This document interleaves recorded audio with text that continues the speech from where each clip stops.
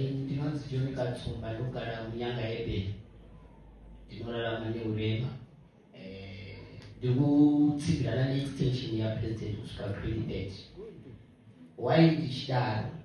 Ndiri kudaro nekuti kupinda kwakaita president ava new dispensation vakatitarisa zvakanyanya isu vanhu vanorarama neurema, zvokuti ndingatodoma vamwe vakapiwa mapurazi zvakanga zvisina kuitika mufoma Zimbabwe kana kuti kutonga kwakanga kuri kumashure. Asi kupinda kwakaitawo president vakashandura zvinhu vakati ngatirangarire nevakaremara, tikapiwa mapurazi. Pane madotozi vavari muno munyanga vaitone mapurazi. Saka inini ndisemuono wangu ndiri kuti kudai zvichibvira mukana uyu hakusi kuti ndiwe wamunangagwa uri kuda kunzi aipe makore 7 kunyange achazopinda pamwe ndini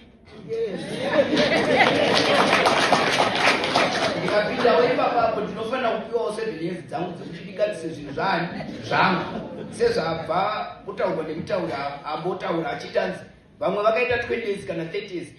Takaberekerwa mudzimba dzemapango baba kusvika vafa vasina umbohwaka kana chidhina dai tikachiona taitochitambisa kuita toi nekuti taisachiziva, taitoita motikari nekuti vakakoniwa kuti wakaimba vaita makore 50 vari mubereki wedu. Saka ini ndiri kuti president dai achapinda kana kuti varipo vapiwe mukana we7 years dzekutonga, nekuti gore rekutanga nderekuda kuziva kuti muofisi makamira sei, gore rechipiri ndopakutotanga kushanda basa, rechitatu rechina vakugadzirira maelection, rechishanu pakutovhotwa futi zvekare nguva yatopera. Saka hatina nguva yakareba.